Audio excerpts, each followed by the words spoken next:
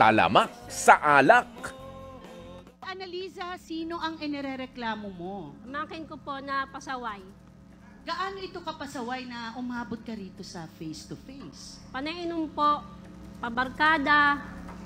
Marami tayong ganyan, no, na mga kapamilya. Pero, gaano ka sukdulan ba itong kanyang pagiging, kung sinasabi mong pala inom, ilang beses uminom?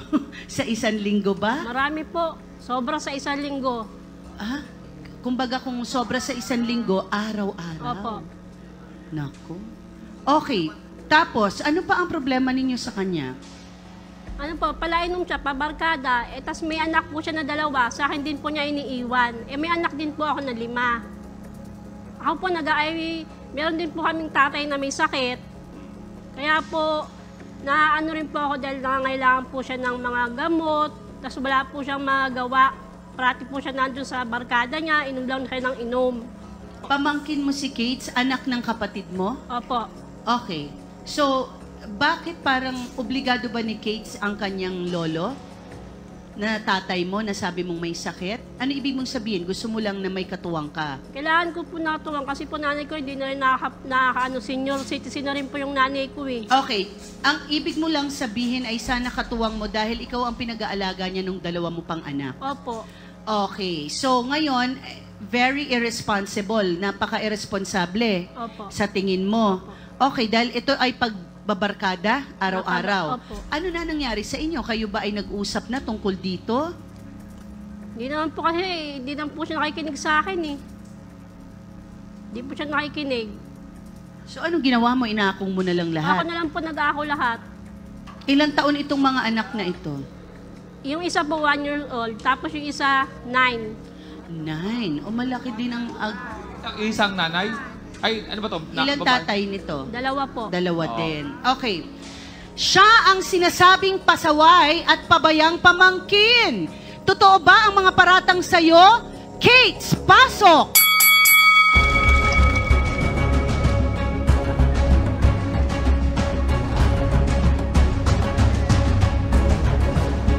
Kate, diretsahang tanong, totoo bang pasaway ka at pabaya kang nanay? Bakit? Ano nangyayari? Ano nangyayari sa iyo? Bakit ganitong nangyayari sa buhay mo? Dala na rin po ng broken family.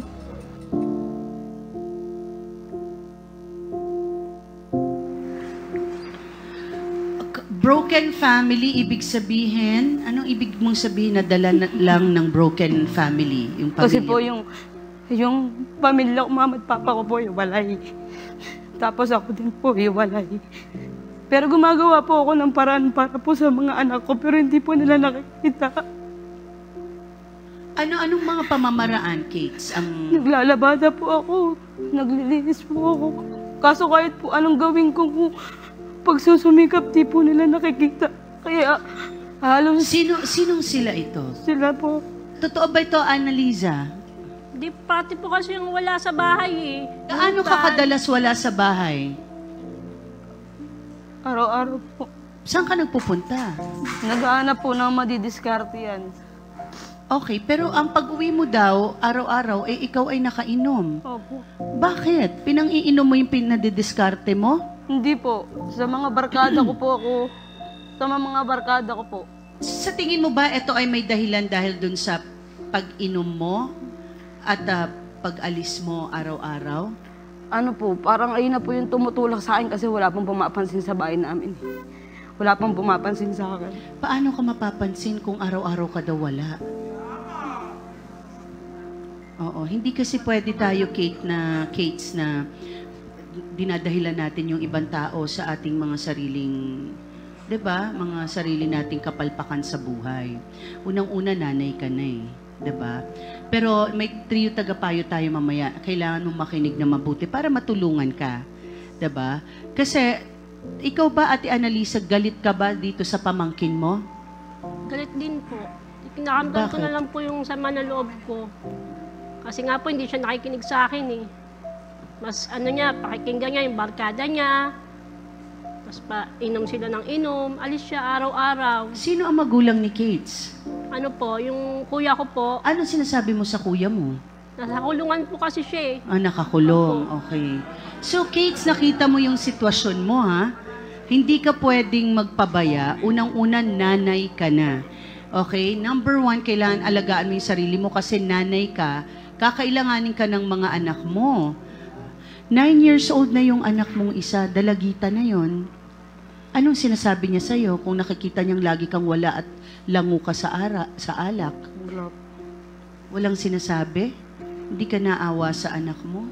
Naaawa po. Pio, gaano mo kadalas ba nahuhuli si Kate? Sa loob po na 1 linggo, halos araw-araw po. Halos araw-araw. So, kaano-ano mo ba si Kate? Barkada, kumpare? Naging kaibigan, naging kumpare ko pa siya, Oo. pero hindi ako tinitingnan na kumpare ko siya. Ah, Hindi ganun. ako nilarespeto. Okay. So, bakit ka nagagalit na si Kate ay nag-iinom araw-araw? Kasi gusto ko po siya matulungan para ituwid niya ang buhay niya kasi ako may pinagdaanan din po. Okay. Eh, kinausap mo na ba si Kate tungkol dito? Pinausap ko na maayos na masisinan, ayaw naman po ako pakinggan. Pinagpatutuloy lang kanya kabisyong kalasingan. Okay. So, matigas talaga, masasabi mo matigas talaga ang Opo. ulo. Tila baga maraming hindi nagkakagusto sa ginagawa mo. Sa tingin mo ba, ikaw ay matigas talaga ang ulo mo? Opo. Bakit di ka nakikinig sa mga kaibigan mo at auntie mo? Pag ikaw ba ay, bahay mo ba ito, Annalisa? Sa mga magulang Sa ko mga po. magulang. Pag ikaw ba umabot yung time na paalisin ka na nila dahil di na nila kayang alagaan yung mga anak mo, kaya mo ba? Hindi po. Hindi, pero kaya mong uminom araw-araw, Kate. Hindi lahat ng oras ay kaya tayong intindihin ng kamag-anak o pamilya natin, ha? Kaya wag nating aabusuhin. Sa research namin, nalaman namin na ikaw ay muntikan ng magpakamatay. Bakit mo naisip yun, Kate? Dumaan na rin po sa depress. Kasi feeling ko, ako na lang, sarili ko na lang po yung kakampi ko. Unahin ko lang si Joy. Joy, wala akong makitang dahilan para kumuha ka ng mga lalaki, kahit babae, no? At dalhin mo doon sa bahay ng tinitirhan mo na hindi mo pag-aaring bahay at patulugin mo doon sa loob ng bahay na yon, no? Sablay ka doon talaga. Pero kung ako ang magiging kinakasama mo at makikita ko ang takbo ng buhay mo, iiwanan din kita. Kasi masyado ka negatibo, no? Sa buhay. Kung sa paggising mo sa umaga, negatibo na ang tingin mo sa mundo dahilan sa quote and unquote, sira ang pamilya mo, broken family ka. So, Kate, walang makapagpapabago nito kundi ikaw.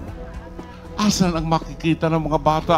Lalaki kay Annalisa dahil wala ka at uuwi ka sa bahay ng lasing. Joy, wala akong makitang mabuti sa ginagawa mo. Kung sa bawat araw, pagsikat ng araw at paggising mo sa umaga, iisipin mo ang Diyos. At ang dakilang pag-ibig niya sa iyo, magbabago ang buhay mo. Pero kung ayaw mong kilalanin ang Diyos, ikaw lang ang aasa sa kapangyarihan mo, I'm telling you now, dadapa ka sa lupa.